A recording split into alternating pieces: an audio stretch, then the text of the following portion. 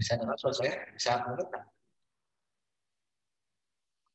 Kalau Bisa, tidak Pak. dengar nanti bisa Anda ini ya, kirim chat, Pak, suaranya tidak dengar. Oke, teman-teman semua, kita akan masuk ke pembahasan di bab 6 ya. Tema di bab, masih di bab 5 kan. Jadi hanya saya sebagai sistem filsafat. Selanjutnya kita akan bahas saya sebagai sistem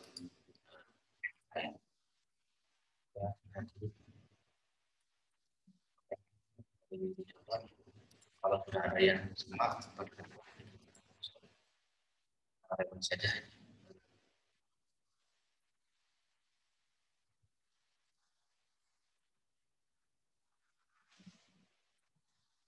Tadi sudah saya uraikan ya di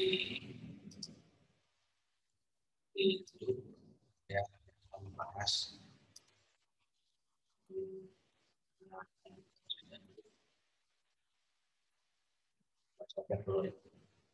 objek objek filsafat ya dari Indah Nurjana fenomen empirik ya.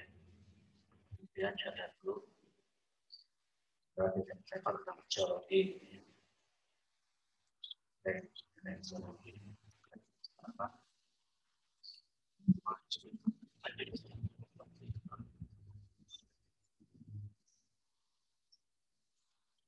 Oke, dari terapi filsafat ini yang banyak pertanyaan mengenai objek yang mungkin yang tidak saya dari awal kan saya di uraian awal saya membahas tentang hubungan yang sangat erat antara ilmu dan filsafat. Dari pengertian filsafat itu sendiri, dari dua kata filo dan sofia itu adalah tentang cinta dan kebijaksanaan. Jadi berbicara masalah cinta, berbicara masalah kebenaran. Kenapa kita ini mencari kebenaran? Ya karena manusia. Manusia itu pada intinya hidup itu mencari kebenaran. Karena hanya manusia yang memiliki pikiran, yang memiliki pengetahuan yang mendalam. Mungkin beda dengan makhluk-makhluk yang lainnya, dengan makhluk hidup yang lain.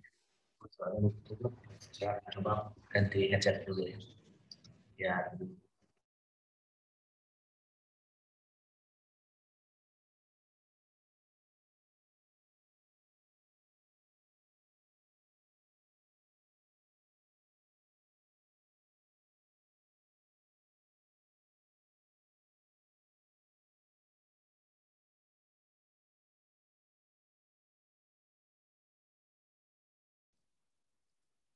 Oke, saya lanjut ya. Jadi kalau berbicara filsafat, kita berbicara ilmu ya. Karena adanya ilmu sebagai sebuah pengetahuan manusia ya, yang sekarang berkembang menjadi berbagai macam ilmu ya. Apakah ilmu santet, ilmu pelet itu kan ilmu ya. Sekarang menjadi ilmu-ilmu disiplin ilmu ya, ilmu sosial, ilmu alam, ilmu akuntansi misalnya. Itu kan sebuah ilmu. Kenapa ada ilmu? Karena ilmu itu telah teruji kebenarannya ya. Setelah dibuktikan kebenarannya. Dan untuk menguji benar atau tidaknya ilmu adalah dengan filsafat. Ya. Itu kurang lebih seperti itu. Nah, ilmu sendiri adalah pengetahuan, tapi tidak semua pengetahuan itu ilmu. Ya. Karena ilmu adalah pengetahuan yang ada objeknya, ada metodenya, ada sistemnya, ada sifatnya yang itu universal. Ya. Nah, kemudian berbicara pengetahuan juga kan tidak semuanya menjadi pengetahuan, ya kan dari kata tahu ya. Dari kita mulai bangun sampai sekarang mungkin sudah berapa ribu hal-hal yang kita ketahui. Tapi kan tidak semuanya menjadi pengetahuan, gitu kan? Karena kalau tahu saja, itu kan itu belum tentu menjadi pengetahuan. Kita kan Anda buka mata dari pagi sampai hari ini, berapa hal itu kan. Kalau sudah menjadi naik pangkat dalam tanda kutip, misalnya ada berita, ada informasi, ada pengetahuan tentang A, B, C, dan D. Ada berbicara dengan orang tua, dengan teman, gitu kan, ada pengetahuan.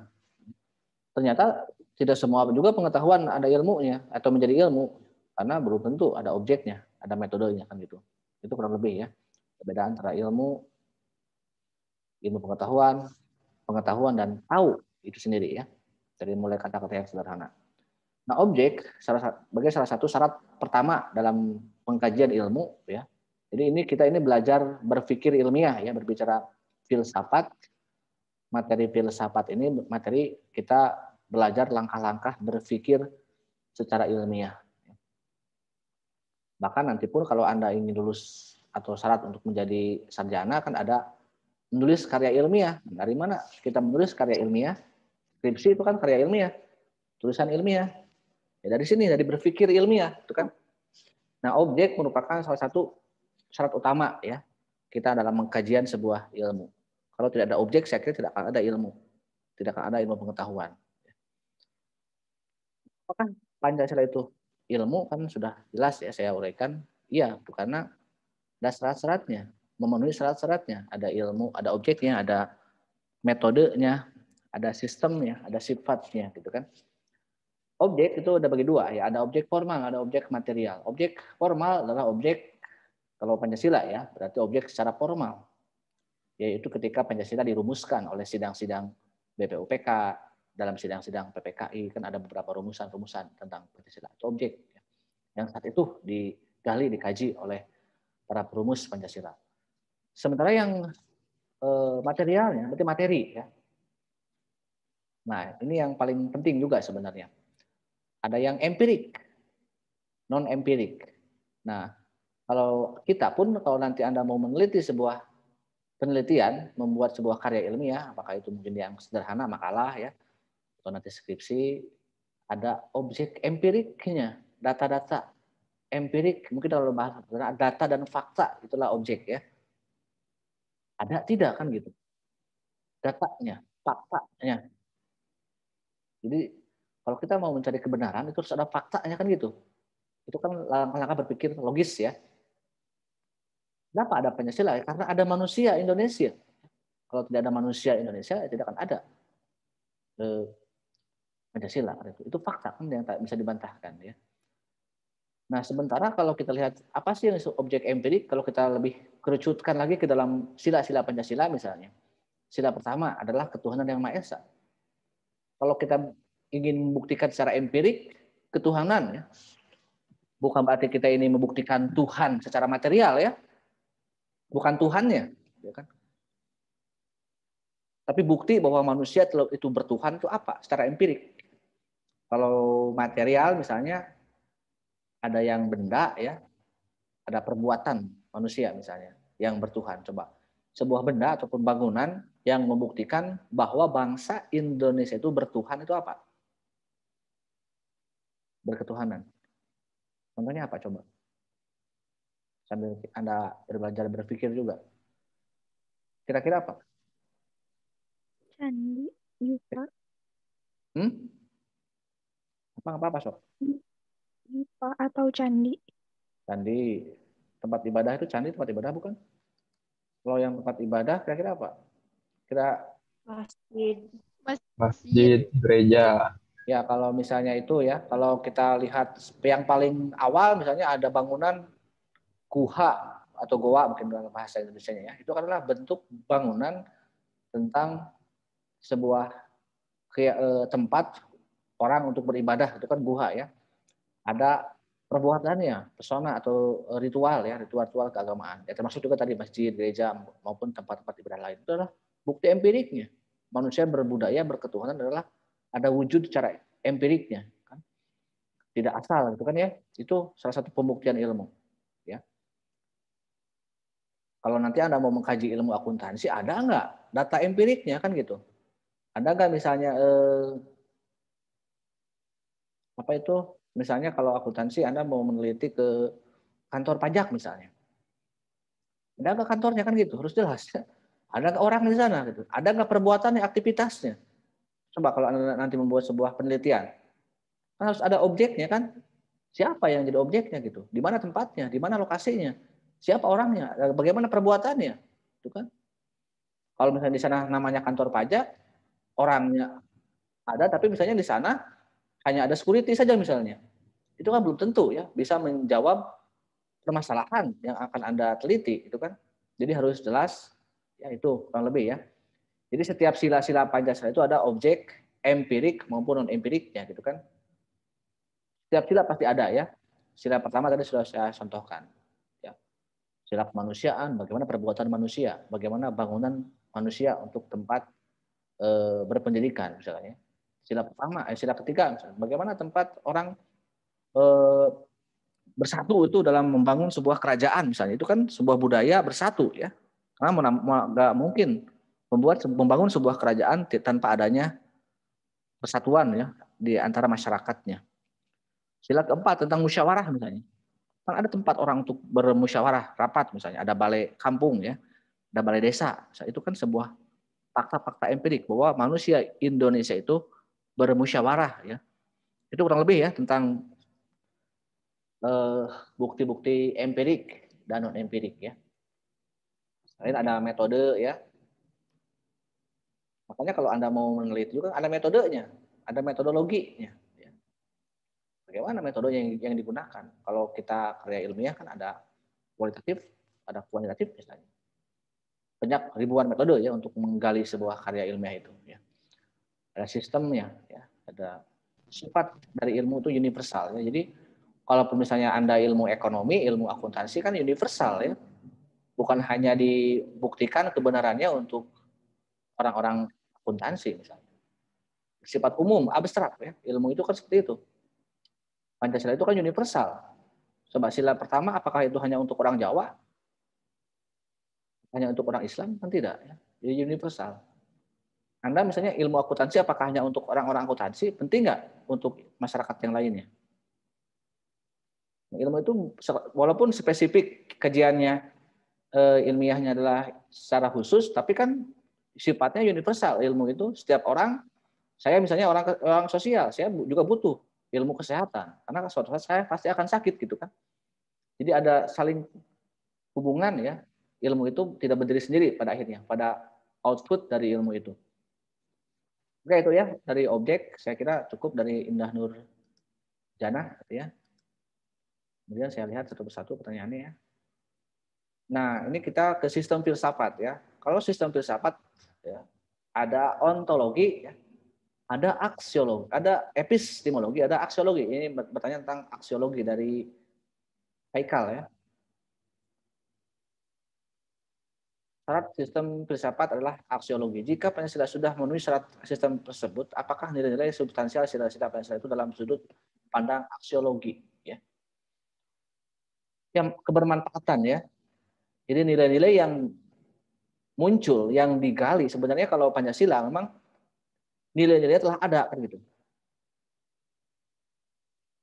Bukan nilai yang dihasilkan ya dari kajian ilmunya sebenarnya kalau kita mau khusus Pancasila ya. Karena sebelum diangkat menjadi nilai dasar negara, nilai-nilai sudah menjadi dasar dalam berbangsa kan gitu. Orang-orang sebelum Indonesia merdeka kan sudah berketuhanan ya. Sudah bertuhan. Kalau orang sudah berketuhan itu pasti berperi kemanusiaan gitu. Sebenarnya itu satu bagian yang saling berhubungan sebenarnya. Kalau orang sudah berperi kemanusiaan dan berketuhanan pasti akan mampu menjaga persaudaraan dalam wujud persatuan ya. Dan ingat persatuan itu bukan berarti harus satu pandangan ya. Justru yang berbeda pandangan dimanage menjadi persatuan ya. Karena ingat ya bahwa bangsa kita ini lahir bukan karena persamaan pendapat, tapi karena perbedaan pendapat. Nah, yang berbeda itu bagaimana bisa menjadi satu kesatuan gitu. Sehingga ada semboyan ya kan, semboyan dalam sila ketiga adalah Bhinneka Tunggal Ika, gitu kan. Jadi kalau hari ini kita dipaksa untuk satu suara dengan pemerintah misalnya, ini mohon maaf contoh ya. Sekarang kan seolah-olah tidak boleh ada beda pendapat ya. Kalau berbeda dianggap makar misalnya, radikal, intoleran. Padahal kan tidak seperti itu. Ya, dulu waktu kita membangun negara, bahkan ketika merumuskan Pancasila, berbagai macam aliran filsafat kan di sana diperdebatkan ya. Yang Islam, yang nasionalis, maupun yang apapun di sana dikeluarkan oleh para pendiri bangsa kita. Lalu mereka ditemu. Ya. Itulah persatuan. Nah kalau sekarang harus satu suara itu sulit sebenarnya gitu kan. Dipaksakan juga misalnya sekarang bagaimana semua partai telah berlabuh ke kekuasaan misalnya. Bahkan yang rivalnya pun kemarin ya, Prabowo duluan gabung di pemerintahan di tahun 2019. Kemarin Pak Sandi misalnya.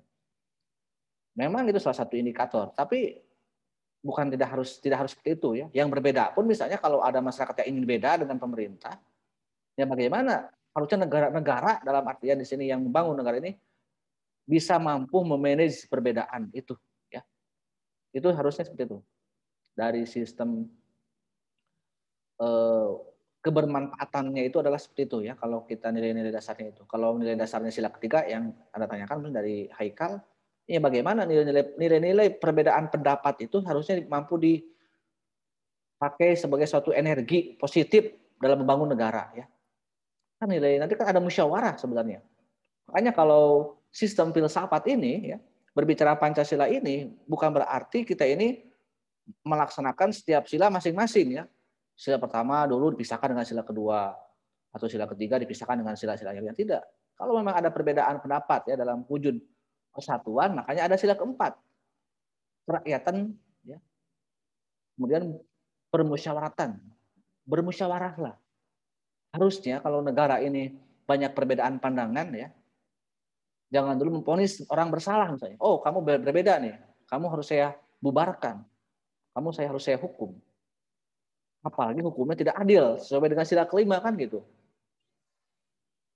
Kan kemarin mungkin ini kritik kita ya kalau misalnya kemarin di hari terakhir tahun 2020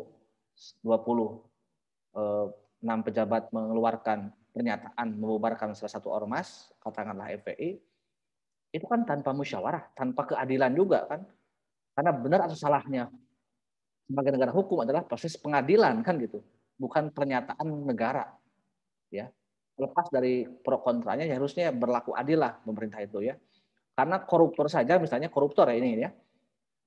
Dua menteri yang telah diduga menerima suap ataupun korupsi di dua kementerian besar di Indonesia kan belum dikatakan bersalah oleh pengadilan. Ya. Baru sebatas tersangka saja.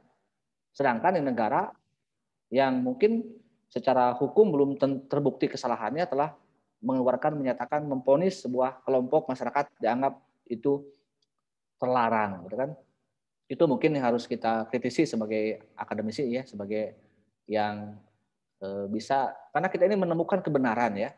Kita ini lepaskan apa yang kita kalau saya harapkan Anda ya terlepas dari pandangan politik kita, prinsip kita, keyakinan kita, agama kita, tapi kalau bicara bangsa kita mencoba kita buka pikiran kita karena kita sedang belajar filsafat ya. Buka juga nurani kita ya. Biar kita ini bisa jujur terbuka dalam membangun negara ini kan gitu ya. Itu ya kurang lebih tentang kebermanfaatan nilai dasar dari substansi dari Pancasila itu adalah sebenarnya nilainya telah ada ya. Jangan sampai yang telah ada ini dirusak gitu oleh apalagi oleh negara kan repot ya. Kalau negara sudah merusak nilai-nilai keadilan, nilai demokratis gitu kan, itu juga menjadi hal yang mungkin bukannya memecahkan masalah, tapi malah memperumit masalah yang mungkin seharusnya tidak menjadi masalah. Karena saya yakin masih banyak masalah yang harusnya menjadi penanganan khusus dari negara ya. Gitu ya. Oke, dari pertanyaan berikutnya dari Ira misalnya. Apa ini? Apa perbandingan filsafat Pancasila dengan filsafat yang dunia? Ya. Mengapa Pancasila suatu sistem filsafat hakikatnya suatu nilai yang merupakan sumber dari semua penjabaran norma baik norma moral ya. Iya, karena kalau berbicara kebenaran ya, kan pada intinya kebenaran ya. Apa sih yang dianggap benar kalau kita berbicara filsafat Pancasila? Apa sih yang dianggap benar oleh Pancasila? oleh bangsa Indonesia? Berarti kan ilmu ya. Kalau ilmu yang universal, kita juga menerima bahwa ilmu itu adalah yang berupa materialisme ya gitu. Itulah kebenaran empirik dan non empirik tadi ya. Makanya kita ini bangsa yang mengembangkan ilmu juga sebenarnya. Tapi selain kita ini menerima kebenaran ilmu pengetahuan yang berupa materi tadi, kita juga mengakui kebenaran Tuhan, kebenaran non empirik dalam tanda kutip ya, kebenaran imateri misalnya. Tuhan itu ada tidak? Saya mau tanya. Tuhan Ada. itu benar tidak? Benar adanya Tuhan? Benar ada. Tapi untuk membuktikan Tuhan itu ada dan Tuhan itu benar, sama nggak dengan membuktikan sebuah ilmu?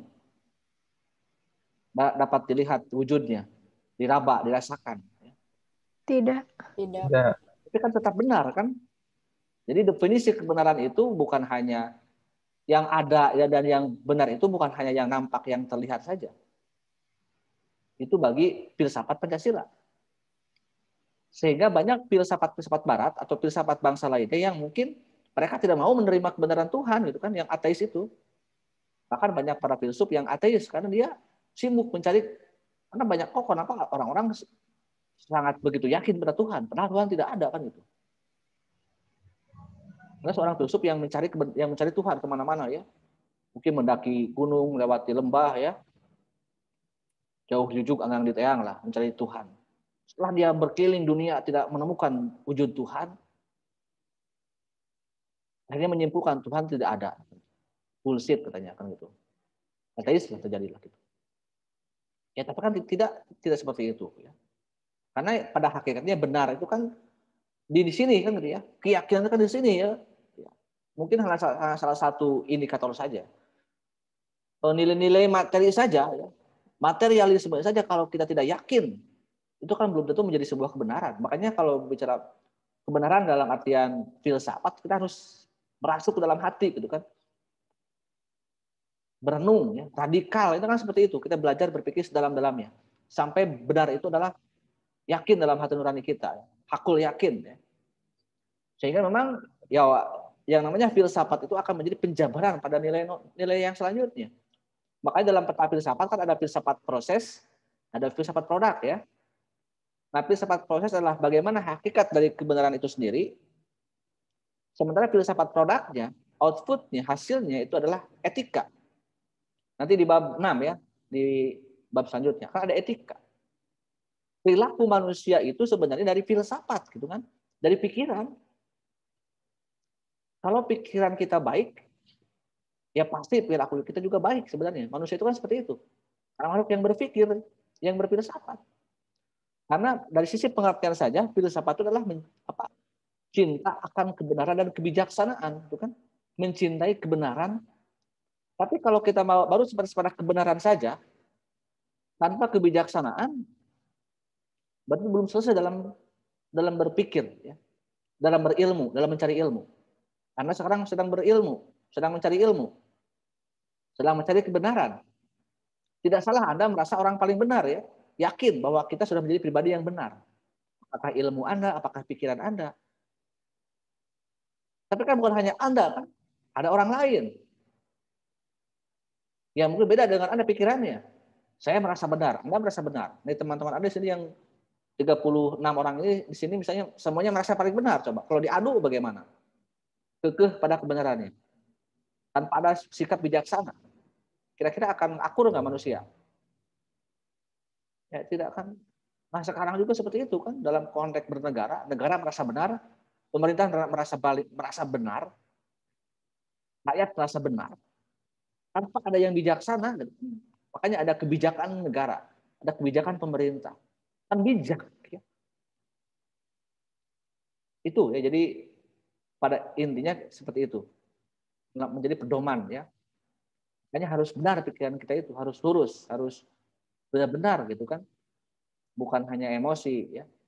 Karena kalau kita dulu juga dibangun negara ini, karena kalau semuanya merasa paling benar, saya yakin semua golongan waktu membuat Pancasila, mau membuat negara ini semuanya merasa benar gitu kan. Tapi mereka punya hikmah dalam kebijaksanaan, dalam permusyawaratan perwakilan. Jadi ada bijaksana. Ketika golongan Islam, ketika golongan nasionalis berkumpul, mereka bijaksana, berperilaku bijak, bersikap bijak. Sehingga ditemukanlah persamaan, ya, persatuan. Pancasila ini dari Galih, ya, Muhammad Galih. Sistem filsafat memiliki tantangan kapitalisme, komunisme. Pertanyaannya, apa bisa pemerintah dan kita sebagai warga negara lakukan untuk menyelesaikan tantangan tersebut? Ya bisa, masa tidak bisa? Makanya harus benar pola pikir kita maupun pola pikir negara yang mengurus negara. Ya. Kalau pikirannya misalnya Pancasila, berarti konsekuensi logisnya harus Pancasila juga. Jangan sampai dalam aturan prinsip dasar negaranya adalah keadilan sosial misalnya. Tapi negaranya terjebak kapitalisme misalnya, terjebak investor, terjebak investasi asing. Masa kita nggak curiga dengan investasi asing misalnya? Benar nggak kalau asing memberikan bantuan modal itu ikhlas misalnya, tanpa ada embel-embelnya? Oke, kita butuh modal ya, butuh dana untuk membangun negara. Tapi benar nggak itu dinikmati oleh kita sebenarnya gitu? Kita membangun infrastruktur misalnya, ya, membangun jembatan, membangun jalan tol. Kemana uang itu kan? Dan siapa yang akan mengganti uang itu? Buat apa kita ini bangga banyak bantuan dari asing? Kan itu kapitalisme sebenarnya kan gitu ya. Kalau memang kita ini, kenapa kita tidak mandiri misalnya? Toh memang kita banyak kekayaan alam, bangsa yang kaya, masa nggak malu misalnya meminjam uang ke asing gitu kan? Itu sebenarnya itu. Jadi tergantung ya yang mengurus negaranya sebenarnya gitu kan. Dan kalau kita tahu kebenaran sebagai warga negara ya katakan yang benar, katakan benar, yang salah katakan salah. Karena negara ini bukan hanya milik penguasa. Mungkin sekarang penguasa sekarang hanya 4 tahun lagi sampai 2024 misalnya. Mereka nanti mungkin akan berganti kekuasaan kepada orang lain. Kalau yang ditinggalkannya hutang, lagi hutangnya besar, siapa yang akan membayarnya? Kan mereka sudah tidak lagi berkuasa. Itu ya yang harus kita bongkar dari pikiran kita hari ini ya. Jadi jangan berpikir yang kecil-kecil kalau mahasiswa itu, berpikir yang besar-besar ya. Kita pikirkan negara, bukan hanya mikirkan diri sendiri. Oke, itu ya kurang lebih untuk langkah untuk pertanyaan awal. Filsafat dibagi dua, yaitu proses produk. Tadi sudah ya. Nah, saya kurang paham mengenai filsafat produk tadi, etika dan estetika. Nanti di bab 6 ya, tentang filsafat produk. Jadi konsekuensi logis dari pikiran kita adalah perilaku kita. Masalah perilaku nanti di minggu depan ya. Etika, makanya saya harapkan minggu depan itu di bab etika Anda bahas, Anda diskusikan, kan saya menyuruh Anda bertanya dan membuat jawabannya juga ya. Di bab etika secara umum yang saya videokan maupun di etika politik dan pendidikan politik. Karena di sini akan berhubungan dengan negara, kekuasaan, hukum, keadilan hukum, dan sebagainya. Kita di sana bongkar habis-habisan ya. Tidak peduli dengan apapun ya, selama ini ranah akademik ya. Kita jangan takut menyuarakan kebenaran ya. Walaupun misalnya kita ya sebagai warga negara yang diikat oleh hukum negara ya. Karena yang benar itu kan belum tentu yang banyak gitu kan. Karena kita dapat mencari kebenaran masing-masing gitu kan secara selama ini kita pertanggungjawabkan. Oke, dari berikutnya dari Muhammad Fajar, menggunakan sistem filsafat. Mengapa kita dengan sistem filsafat yang lain? Ya karena kita punya pandangan tersendiri kan terhadap sesuatu. Pandangan terhadap bangsa kita sendiri yang menentukan, bukan orang lain yang membuat kita merdeka. Sistem filsafat memiliki kelemahan, maka kelemahan itu dari sistem filsafat. Nah, ini sistem ya. Kita masuk ke sistem. Kita lihat dari teman-teman yang lainnya.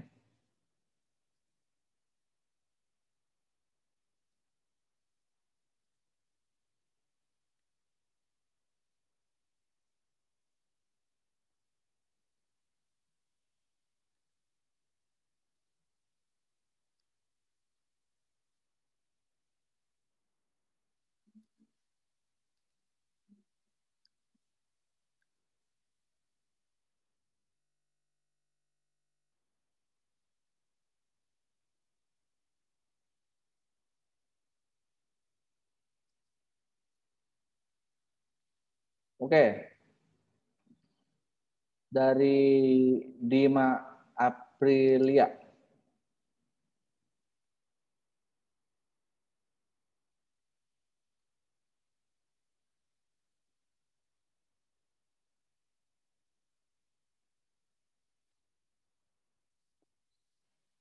Sistem ya.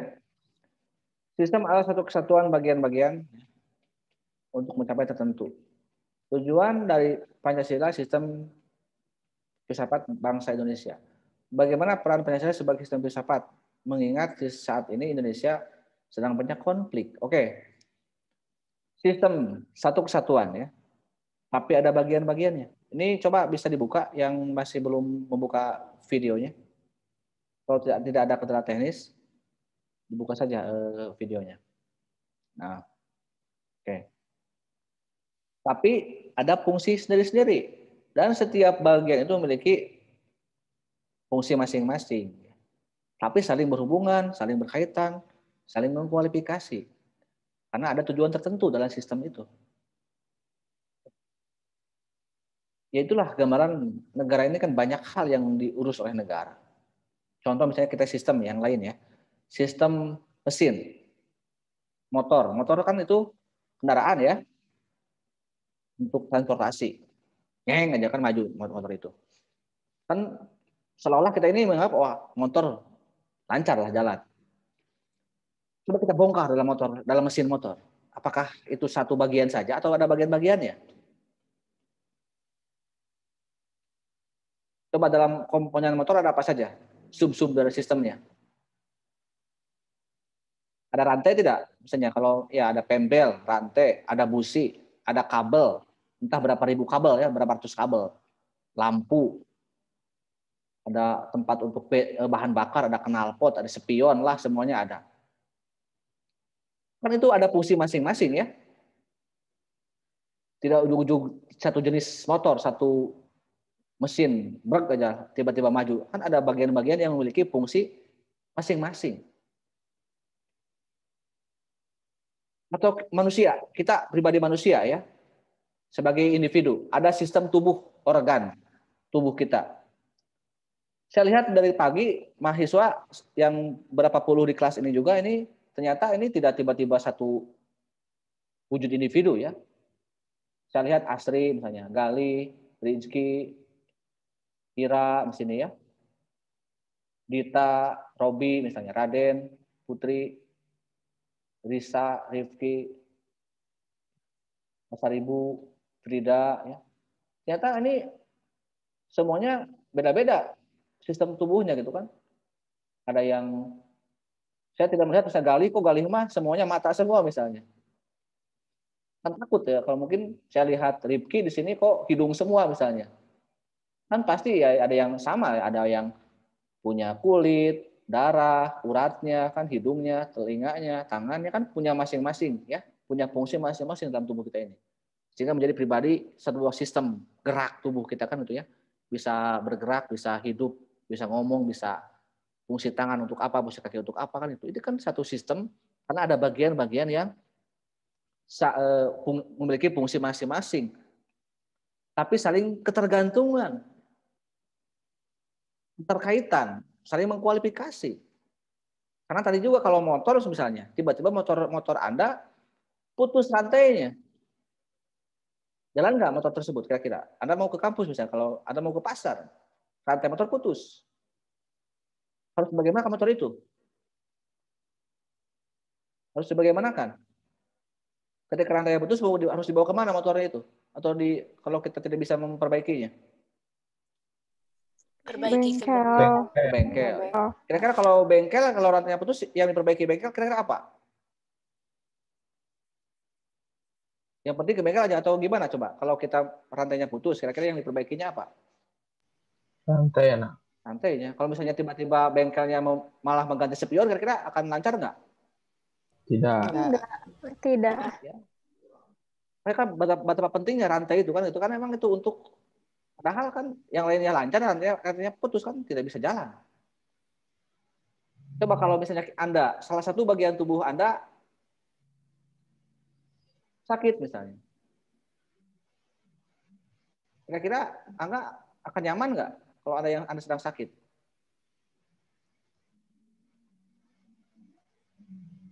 Saya punya cerita misalnya. Saya suatu hari saya ini melihat mata saya, ini dari mata saya ya. Dari mata saya melihat sesuatu. Saya melihat mata saya itu melihat perempuan misalnya. Seorang perempuan yang saya sukai, yang saya cintai, sangat dalam. Tiba-tiba perempuan itu sedang berduaan dengan laki-laki lain. Padahal saya ini sedang suka dan dengar-dengar sudah jadian sama laki-laki itu. Awalnya hanya mata yang saya lihat, yang melihat, bukan?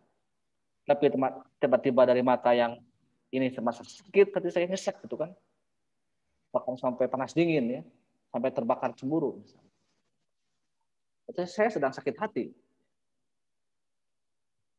Berarti kan ya ada hubungan ya dari mata saya bisa merembes ke mana-mana, merembet ke mana-mana. Kalau satu hari misalnya Anda ada yang pernah terluka nggak, teriris misalnya terluka keluar darah dari tangan misalnya dari jari. Kalau jari Anda terluka misalnya teriris oleh pedang, kira-kira apakah yang ini yang sakit apakah hanya jari yang merasakan sakit? Oh, itu mau urusan jari lah, yang lain mah nggak perlu ngurus gitu. Kira-kira merasakan nggak ya yang lainnya? Coba kalau Anda misalnya sakit gigi, semuanya gigi Anda sakit parah, padahal mata normal, hidung normal, tangan normal, tapi sakit gigi Anda semuanya sakit. Kira-kira bagaimana yang Anda rasakan? Hidup nyaman nggak? Berarti kan ada yang satu bagian dari tubuh kita tersakiti, maka akan sakit pula bagian yang lainnya. Berarti kalau Anda sakit harus dibawa kemana? Harus diobati ya. Dan dokter pun harus benar membereskan penyakit Anda kan. Kira-kira apa sih penyakitnya gitu kan? Jangan sampai ada sakit gigi tapi Anda pergi ke dokter jantung misalnya. Kira-kira akan sembuh nggak sakit gigi Anda? Tadi misalnya saya ini kan sakit hati tapi saya pergi ke dokter gigi kan tidak mungkin juga kan. Harusnya kan saya pergi ke dokter cinta kan gitu kalau saya sedang sakit hati. Berarti ini tidak bisa kita pisahkan ya satu sama lainnya. Nah, tadi Anda bilang bagaimana kalau sistem filsafat Pancasila? Kalau kita ada sila-sila Pancasila misalnya, ketuhanan yang Maha Esa itu kan bagaimana negara itu mengurus urusan agama, kepercayaan ya, keyakinan, menjamin adanya kemerdekaan tiap-tiap penduduk untuk memeluk agama. Itu urusan negara juga, jadi kita ingat ya, bukan urusan individu. Makanya dalam filsafat Pancasila, apakah agama beribadah itu hak atau kewajiban? Anda beribadah, Anda sholat, hak atau kewajiban? Ya kewajiban ya. Karena kita bukan negara sekuler, bukan bangsa sekuler. Nah negara tinggal menjamin ya, kalau ada orang yang beragama, dijamin oleh negara, jadi dilindungi. Ya. Jangan dihukum misalnya. Gara-gara kalau di negara ateis ya mungkin akan dihukum. Di kita kan orang hanya memperjuangkan keyakinannya terus dihukum. Itu kan tidak benar secara filosofis ya. Mengkhianati kebebasan beragama itu sendiri. Sila kedua, negara menjamin ya, hidup manusia yang adil dan beradab. Makanya manusia itu harus dididik. Makanya ada pendidikan. Harus disehat. Makanya ada kesehatan. Itu kan wujud trik kemanusiaan ya. Cerdas. Lahir dan batinnya kan gitu ya. Sehat jasmani, sehat rohani. Itu kan pendidikan dan kesehatan. Berarti negara mengurus urusan tadi agama, pendidikan, kesehatan, persatuan. Tadi kan sila ketiga, kalau ada musyawarah, ada rakyat, mengurus rakyat, dan keadilan. Keadilan hukum, keadilan ekonomi, gitu kan. Banyak konflik, banyak masalah. Nah, sama halnya ketika kita tadi, kalau kita punya tubuh sebagai manusia, kan kita punya kompleks tubuh kita juga kan. Kadang-kadang kita ini gangguan sendi, gangguan hidung, gangguan tenggorokan kan, gangguan telinga. Kadang-kadang ya kita tadi panas tiris gitu kan, masuk angin. Kan kita bisa merasakan, meraba-raba. Nah, dalam konteks bernegara juga kan sama ya. Kira-kira masalahnya apa sih? Kok kita ini, negara kita ini kok masih banyak sakitnya gitu, banyak penyakitnya. Apa sih penyakitnya? Apakah ekonomi yang sedang turun? apakah hukum yang tidak adil, apakah kesehatan yang mungkin sekarang pandemi, apakah pendidikan yang mungkin menjadi persoalan, bahkan apakah gara-gara orang yang beragama yang tidak toleran, yang radikal sehingga mempengaruhi semuanya misalnya. Gara-gara orang beragama berorganisasi ya, membuat sebuah partai, membuat sebuah ormas, meresahkan semuanya. Sampai-sampai negara genting ya akibat ormas tersebut ya. Dihukum pimpinannya misalnya, bahkan telah dihukum mati ya. Pengikutnya sampai dibubarkan ormasnya gitu kan. Apakah itu masalahnya sehingga negara itu menganggap itu hal yang penting? Atau jangan-jangan ini masalah ekonomi yang terpuruk? Kita perbaikilah ekonomi misalnya. Yang lainnya nanti dulu lah, biarlah orang yang berbicara mah haknya untuk berbicara, berpendapat. Yang penting ekonomi stabil. Pandemi ini segera berakhir misalnya gitu kan. Jangan sampai gara-gara orang berkumpul melanggar protokol kesehatan misalnya, dihukum lagi, disiksa, dikejar-kejar kesalahannya gitu kan. Karena memang satu bagian dari sistem masalah kebangsaan ini akan berdampak pada yang lainnya. Coba, akibat pandemi, ini kan masalah kesehatan ya, pandemi COVID-19 ini. Apakah itu hanya masalah kesehatan? Kan berdampak pada yang lain ya. Ekonomi mungkin orang yang awalnya berbeda usaha, berdagang, diunsir misalnya yang dulunya kos-kosan rame ya, di dekat sekitar kampus itu. Pedagang-pedagang kaki lima ya juga rame karena orang-orang kampus, mahasiswa datang ke kampus. Karena kan gara-gara pandemi Anda harus diam di rumah. Bahkan tidak sempat kuliah di kampus misalnya. Berarti kan berdampak pada pendidikan, pada ekonomi. Berarti kan harus ada prioritas yang diobati. Sebagaimana tadi dokter, kalau yang sakitnya kepala ya obati kepalanya kan itu. Kalau yang sakitnya gigi ya obati giginya. Ini jangan-jangan negara kita ini salah urus gitu kan. Yang menjadi masalah adalah masalah kesehatan, ya. Masalah ekonomi yang menjadi prioritas, ya. Hutang kita semakin besar ya. Bahkan kemarin ya, coba kan ini paradok ya, anomali hukum dan anomali kita sebagai orang yang berbangsa gitu kan. Menteri Keuangan misalnya sibuk mengeluh ya, bahkan sampai datang ke IMF mengeluh karena ekonomi mungkin entah dari mana harus membayar hutang ya, membayar lagi bansos untuk warga bantuan-bantuan akibat pandemi yang harus dipaksa diam di rumah. Sementara menteri yang lainnya misalnya tiba-tiba membuat sebuah pernyataan ya, membubarkan sebuah ormas yang mungkin belum dibuktikan secara hukum ya kesalahan ormas tersebut. Sampai bangga ya. Harusnya kan itu menjadikan orang lebih terlindungi, lebih tentram, lebih nyaman ya. Tapi kan malah mungkin malah terpecah belah akibat kondisi ini kan gitu. Berarti mungkin ada yang salah urus gitu kan dari akibat ketidakmampuan negara dalam memprioritaskan mana yang harus diprioritaskan, yang harus diurus terlebih dahulu. Ya, gitu. Sehingga yang muncul adalah tadi ya konflik. Ya. Harusnya kan konflik itu di manage ya, bukan ditambah menjadi lebih parah lagi konfliknya. Apalagi tidak adil kan ada sila kelima, ada keadilan kan harusnya adil secara hukum. Setiap warga negara itu adil sama di mata hukum dan pemerintahan. Kan banyak ya masalah-masalah yang harus diurus misalnya. Ketika masalah hukum, penegakan hukum, masalah kerumunan kan waktu pilkada kemarin ya. Mungkin hanya demi menyelamatkan anak dan menantunya kan banyak masalah kampanye pilkada nggak diurus ya, masalah kerumunannya. Tapi kelompok-kelompok tertentu yang dianggap berbahaya oleh negara sampai dikejar-kejar ya, sampai ditahan dan dicari vonis-vonis kesalahannya. Kan itu kan mungkin bagi sebagian orang merasa ada yang janggal gitu kan. Ada masalah apa di negara kita hari ini kan gitu. Jadi itu ya. Tidak ada yang harus kita benahi ya, harus kita pikirkan, harus kita kritisi karena itulah kenapa kita ini berfilsafat mencari kebenaran. Karena kan tidak bisa berbohong gitu kan. Kita ini kalau memang salah ya salah, benar ya benar gitu kan.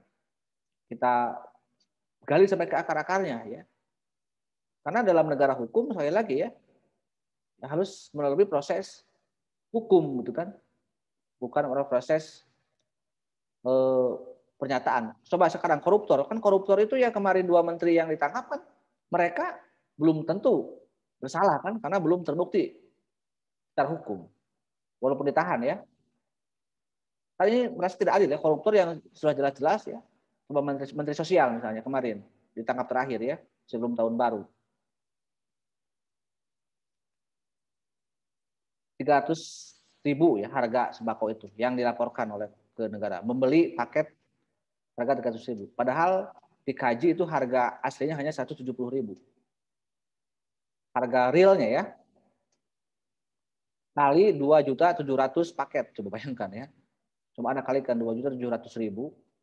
2.700.000 kali 130.000.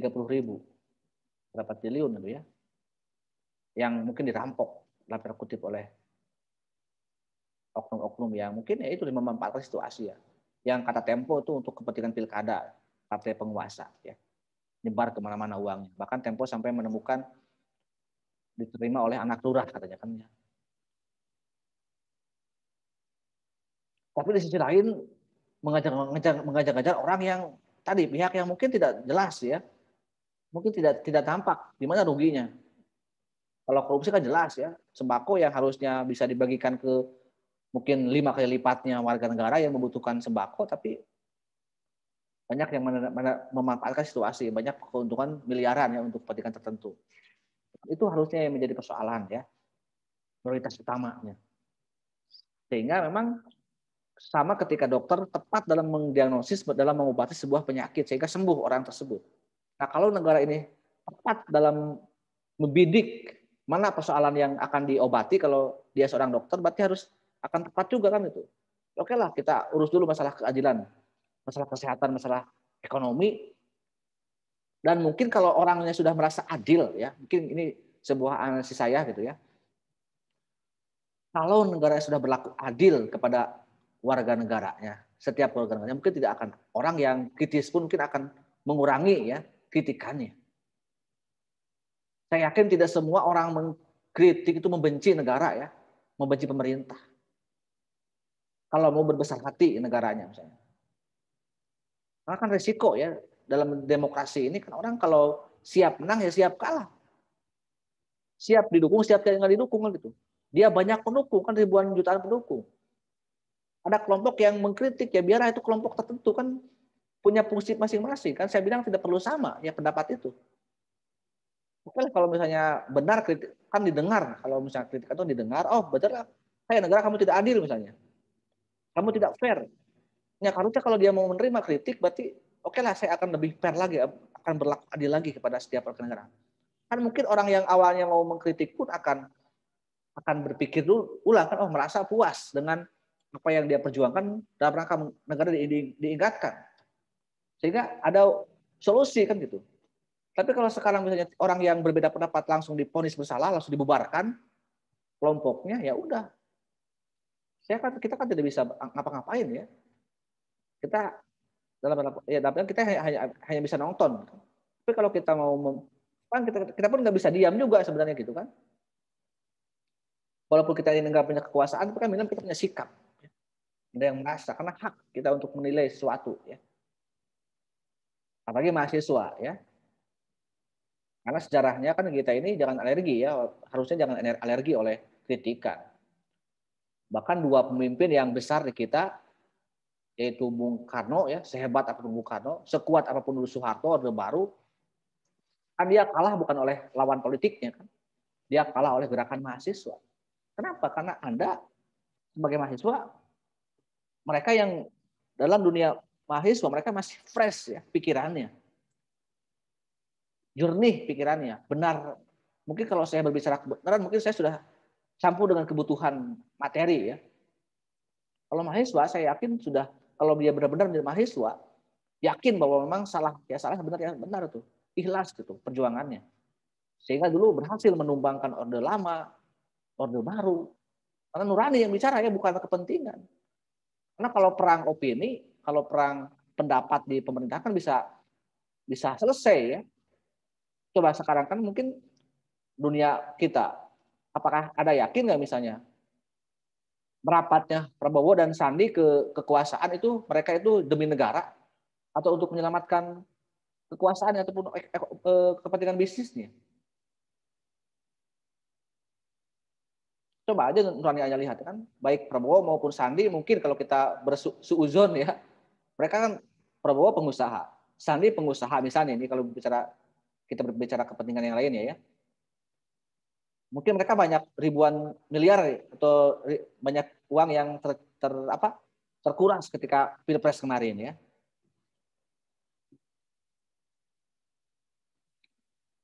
Dan itu kan orang mungkin dari mana lagi nih saya dapat gantinya kan gitu. Saya ini udah kalah, modal keluar. Okelah kalau daripada saya rugi sama sekali, okelah saya ikut ke pemerintahan. Karena mereka dapat gaji kan, mungkin ya dapat anggaran dari negara ya, digaji mungkin besar gajinya jadi menteri itu. Ya mungkin bisa aja kan seperti itu kalau kita bersuuzon gitu kan. Wah, kayaknya Sandi dan Prabowo ingin balik modal ya. Minimal ada uang yang pengganti lah akibat modal waktu Pilpres kemarin misalnya kan gitu. Kan kita bisa berpikir seperti itu kan gitu. Karena kan orang juga tahu dari mana kan modal itu.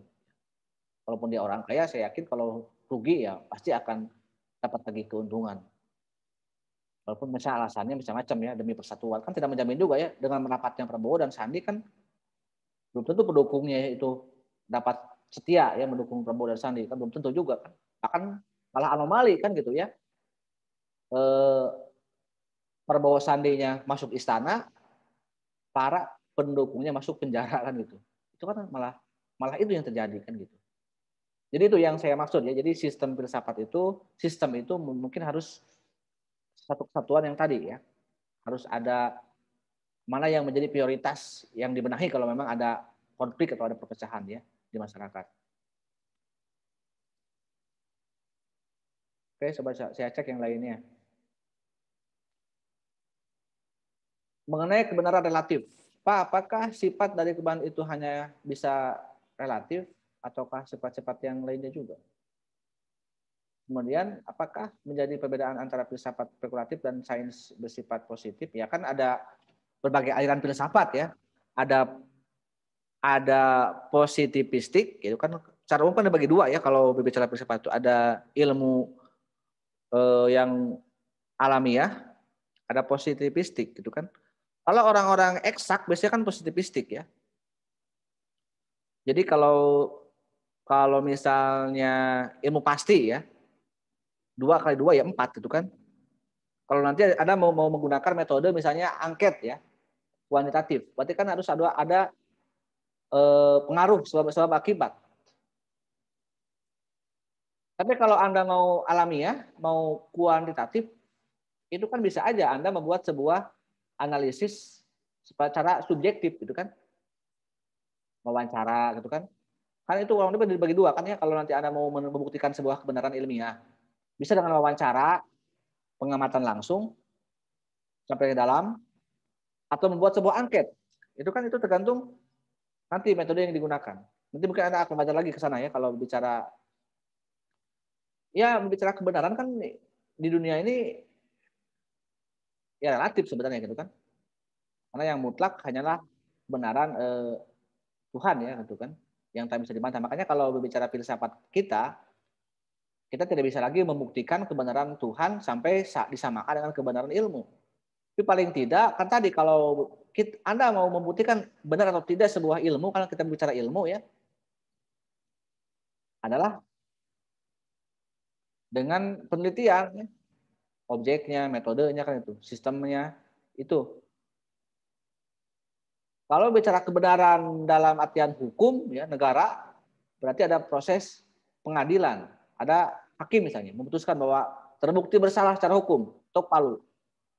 Nanti ini akan kita bahas lagi di bab 6 ya di etika ini bab masalah kebenaran ini karena ini bicara ke masalah output dari filsafat yaitu etika.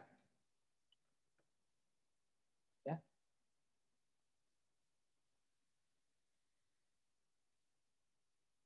Bentuk Pancasila itu bulat dan utuh. Apa maksud dari bulat dan utuh?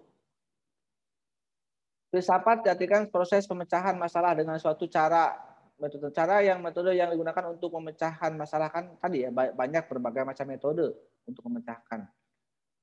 Cabang-cabang filsafat, mengapa kajian epistemologi Pancasila tidak bisa dipisahkan dari dasar ontologisnya? Ya iyalah ya. Karena ilmu itu kan kalau Anda misalnya membuat sebuah karya tulis ya, atau dalam sistematika dalam membuat makalah atau skripsi kan ada bab 1, latar belakang masalah. Itu kan masalah. Fakta, data di sana. Ya, objek. Tapi harus didukung juga oleh teori kan bab 2. Landasan teori, kajian teori. Epistemologi namanya kan itu ya. Jadi kalau Anda kan belajar teori kan ya, di kampus, betul nggak? Anda baca-baca buku, kan itu kan kajian epistemologi. Karena untuk membandingkan antara fakta data itu dengan teori yang telah ada kan. Makanya kenapa ada filsafat Pancasila, apa epistemologinya adalah filsafat manusia Indonesia. Pikiran, ilmu, ilmuwan Indonesia terkait dengan masalah ideologi Pancasila. Selain tadi ya ada ilmu dan manfaat. Itu kan ontologi, epistemologi, dan aksiologi. Nah, kemudian sistem itu kan kalau kita karena kembali lagi coba baca lagi ataupun tonton lagi video saya kan ada kalau anggaplah ini sebuah lingkaran ya. Bulat. Kan bulat, utuh. Tapi kan dalam lingkaran itu ada titik-titik, ada 5 titik. Manusia ya. Tuhan, manusia, satu, rakyat dan adil, kan itu kan. Ketuhanan, kemanusiaan, persatuan, rakyat dan keadilan. Itu kan dalam sebuah lingkaran. Dan jangan sampai itu ada yang keluar dari lingkaran itu kan itu. Jangan sampai ada yang keluar dari lingkaran itu. Karena kalau keluar misalnya sila kesatuan atau melepaskan satu sila misalnya ya. Anda mau memperjuangkan manusia dalam sila kedua. Kemanusiaan, hak asasi manusia. Tapi tiba-tiba lepas ketuhanan yang Maha Esa misalnya. Kita akan seperti filsafat barat gitu kan, orang-orang barat akhirnya muncullah undang-undang misalnya di Amerika kemarin 2016 ya tentang legalisasi pernikahan sejenis. Di Belanda, di Jepang ya Pak, di Prancis ya, di Australia karena mereka berbeda dengan filsafat yang ada kita. Karena kalau berbicara Pancasila, kita berjuang untuk trik kemanusiaan, manusia sebagai apa? Bukan manusia dari sisi kemanusiaannya saja, bebas dari unsur yang lainnya. Karena manusia yang kita yakini kita adalah sebagai makhluk Tuhan, insan Tuhan. Jadi jangan sampai kita ini melepaskan dari setiap sila yang ada itu. Itu yang dimaksud dengan bulat dan utuh. Jangan samakan ya perjuangan HAM di kita dengan hamburger di barat itu kan yang tidak berdasar pada ketuhanan yang Maha Esa. Oke ya. Oke, jadi langkah-langkahnya tadi ya, kalau bicara sistematika ada bab 1 itu latar belakang masalah, kalau ini ya, metode bab 2 teori, bab 4 metode. Nah, bab 4 kan itu antara gabungan antara fakta dan teori ya. Bab 4 kan pembahasan ya. Hasil penelitian Anda di metodologi di bab 3 itu digabungkan, dianalisis dengan teori. Dibahas. Lalu disimpulkan, itulah ilmunya muncul ya. Buatlah sebuah pernyataan kesimpulannya kan gitu ya. Itu langkah-langkah berpikir ilmiah ya. Kalau nanti Anda mau membuat sebuah karya itu kan gitu.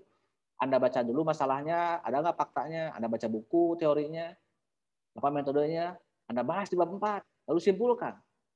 Karena itu membutuhkan kemampuan kita berpikir ya, secara logis dan rasional sebagai manusia yang berilmu ya, mencari ilmu. Oke.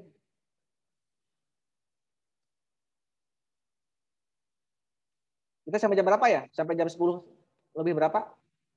10.40? 10.20 Kak. 10.20. 10.20 ya. Filsafat bangsa Indonesia pernyataan mengapa isu pemerintahan mau mengganti dasar negara yaitu Pancasila, sedangkan dari awal Pancasila merupakan pemikiran leluhur bangsa sebagai identitas bangsa dan filsafat yang namanya pemikiran bisa aja berubah ya. Ini kan sudah saya singgung di bab sejarah ya.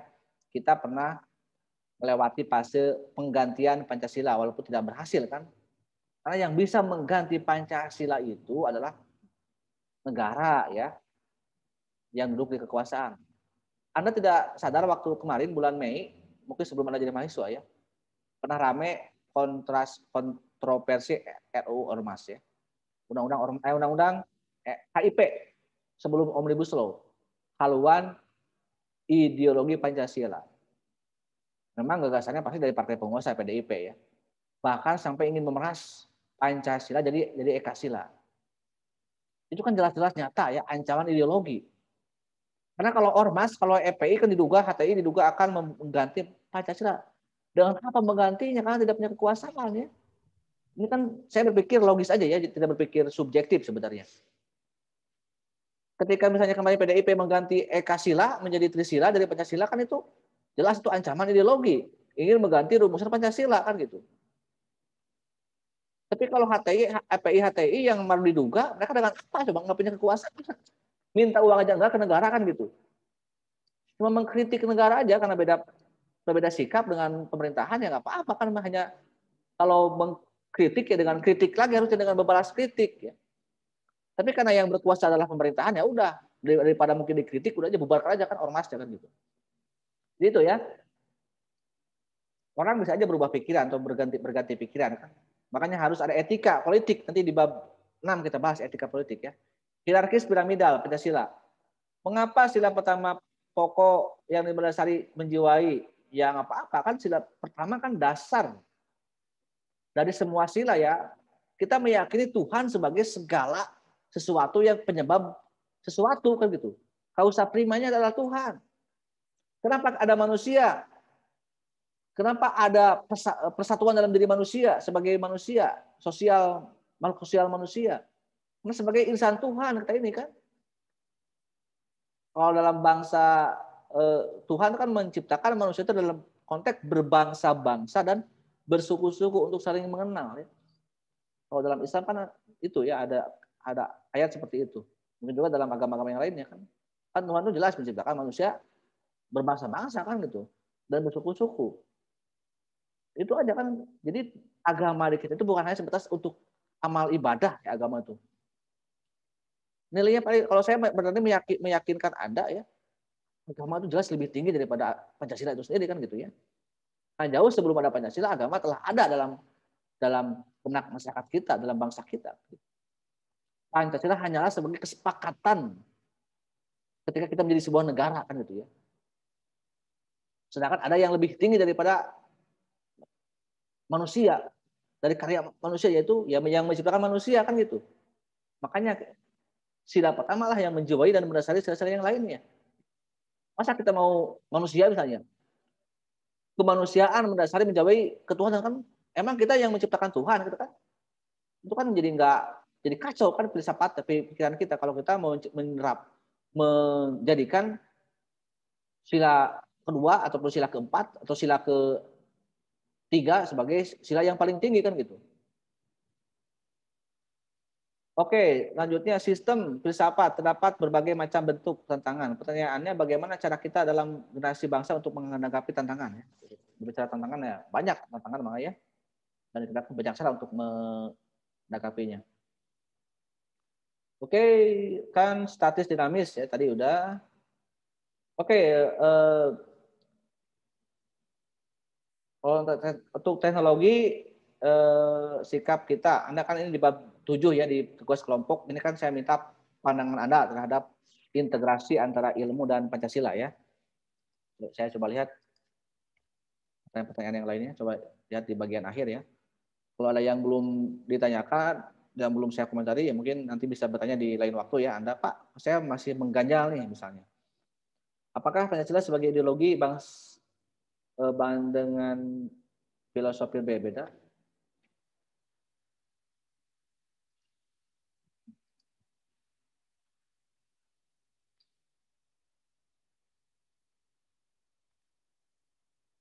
Proses, produk,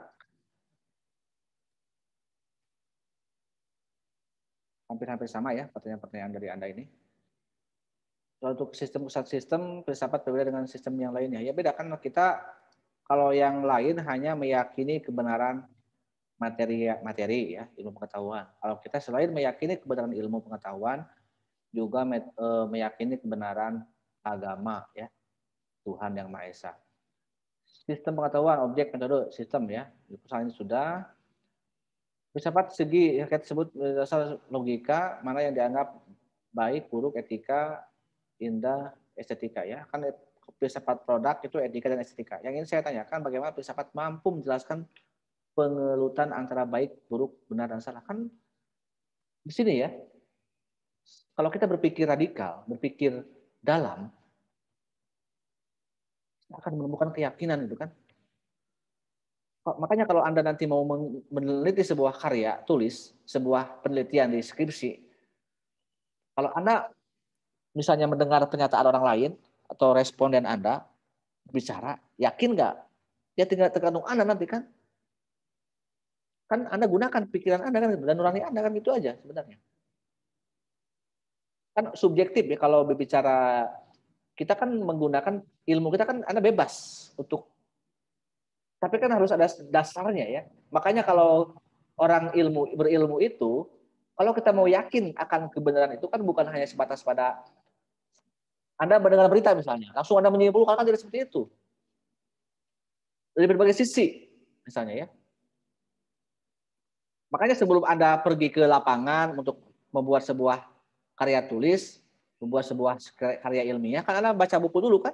Makanya sebelum Anda menulis skripsi kan selama 3 tahun Anda menerima dulu materi-materi kuliah kan. Mungkin berapa ribu buku yang Anda baca. Ketika Anda menyimpulkan sesuatu pun Anda yakin gitu kan. Dapat dipertanggungjawabkan secara akademik. Ya.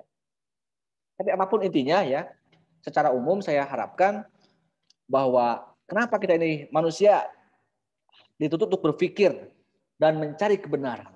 Untuk menemukan kebenaran. Sampai kita yakin, bahkan hakul yakin bahwa itu adalah benar. Bukan semata-mata kita ini untuk mencari orang yang merasa paling benar saja.